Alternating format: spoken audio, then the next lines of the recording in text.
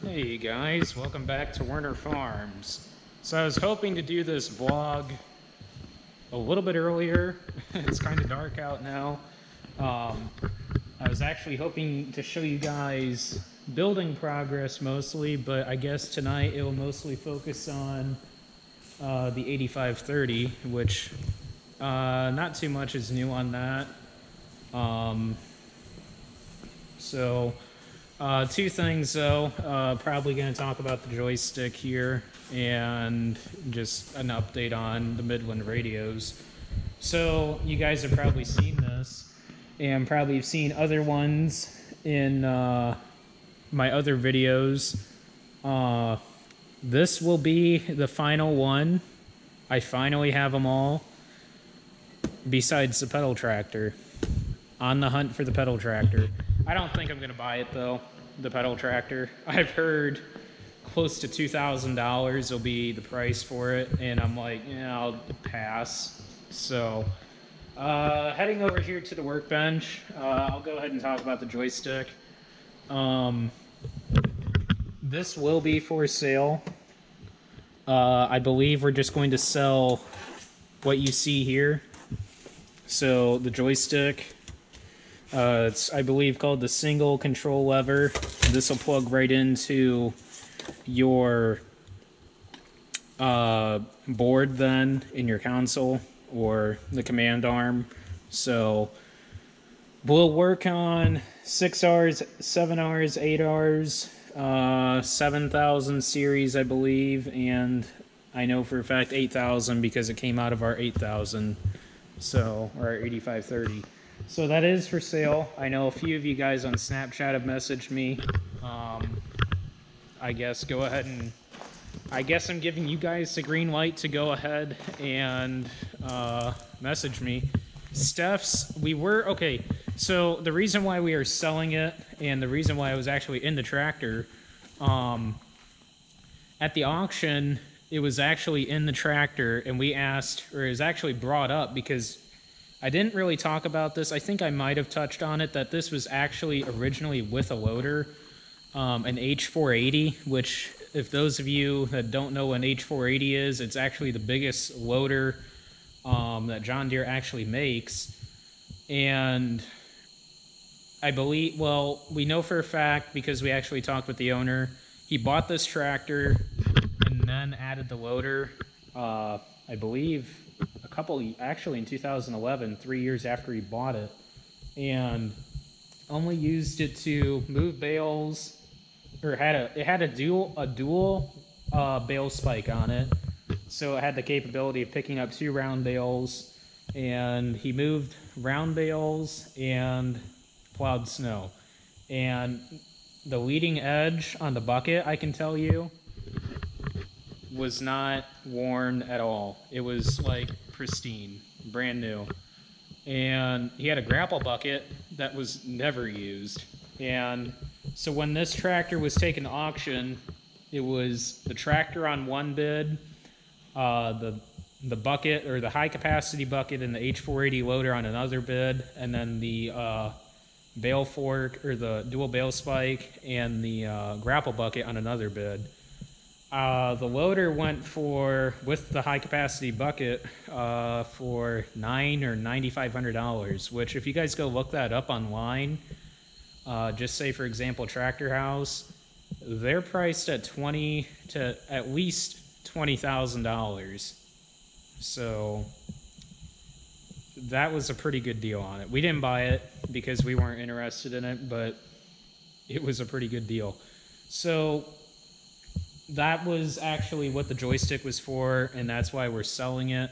So, the loader, I believe the loader,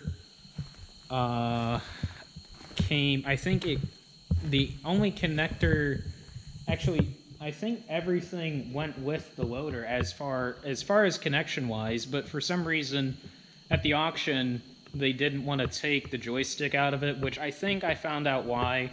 I was talking about the error codes the last time, or yesterday's video I think it was, And I think that's the only reason why Steph's didn't want to take the Steph's auction group didn't want to take the joystick out, was because they didn't want to have Deere come out and clear the codes, which I haven't checked to see. I think I did touch on the fact that the hydraulics might not work because of the fact that we took the joystick out, which, I mean, it's understandable because the loader took all four joysticks, all four hydraulics.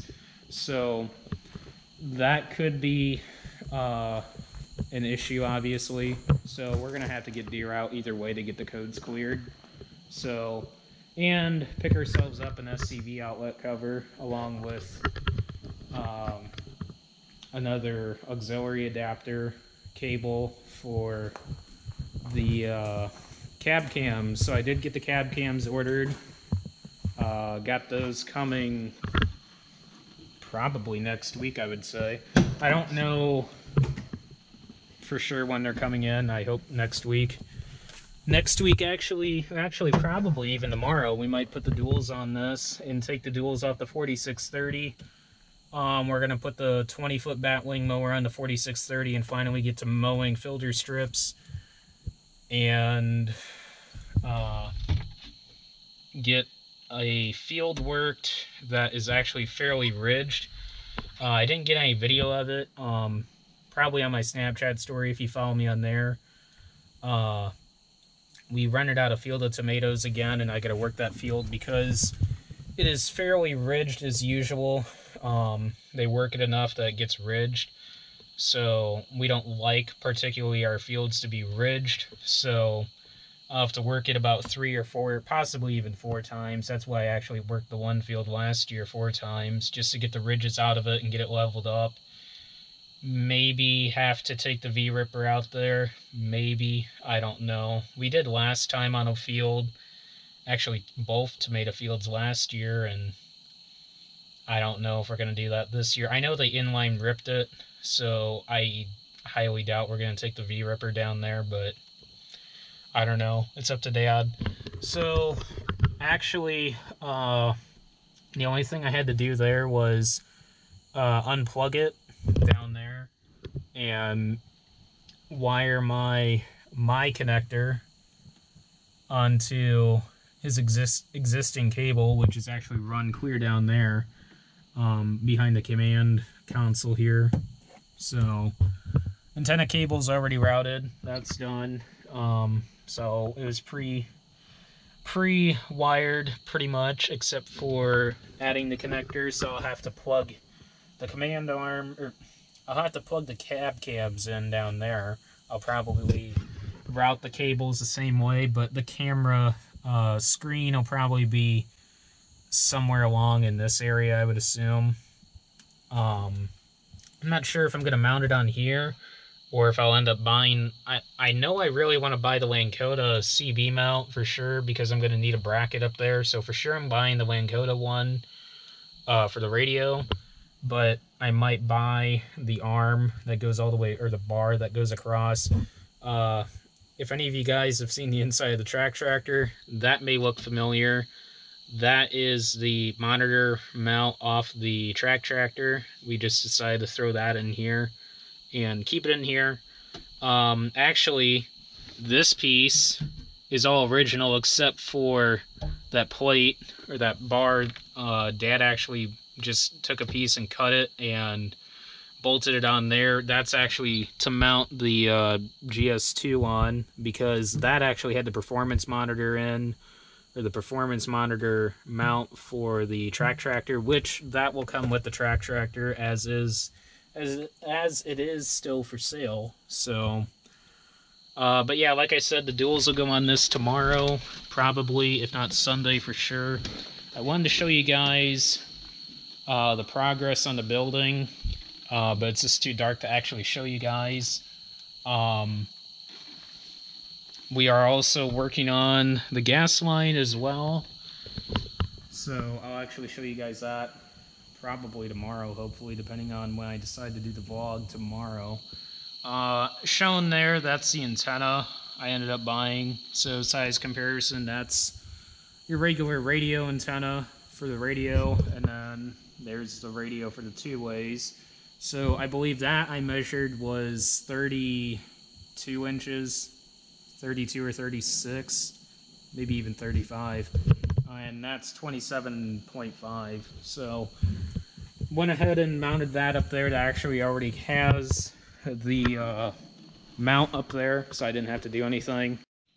So one other thing also, I know a few of you guys, actually a lot of you guys, were asking me if I do follow One Lonely Farmer on YouTube. Yeah, and also on Instagram. And yes, I did know he had an 8530. And yes, actually, I was keeping close tabs on the 8530 before that, before we even got this, long before I knew we were going to be considering an 8530, because I always thought that was a really cool tractor. And yeah, so I do follow him. I do watch his videos. I haven't been up to date on his videos recently though. Mostly been watching just enough time just to watch the rest of the story, and occasionally How Farms Work and a few others, Hinchton Farms, Hartung Family Farms, Farmable, occasionally when he gets one out.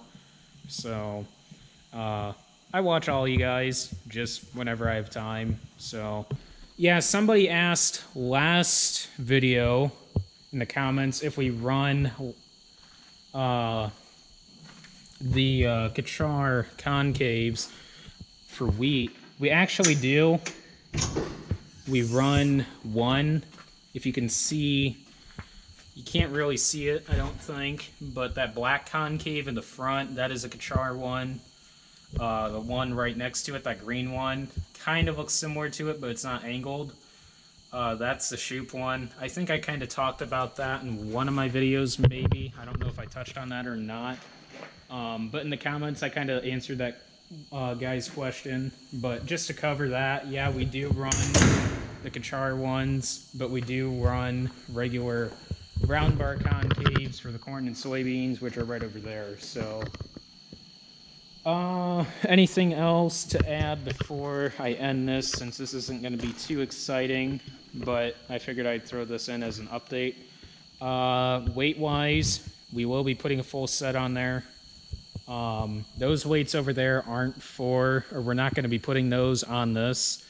Those are actually the ones that came out of the planter. I know I've mentioned that a couple of times already, but the two over there will go on there, and there's a full set, I think, or half a set or whatever, over at our house, over at the other shed. So we'll end up putting those on and painting that, and that way it all matches. So otherwise, like I said, this isn't going to be too exciting. Just a short little update. I know it's already going on close to 13 minutes here, but I was hoping to show you guys the building. It's just too dark. But otherwise, don't forget to like, comment, and subscribe down below. Don't forget to follow me on Instagram and Snapchat. I know I forgot to do that in the last video.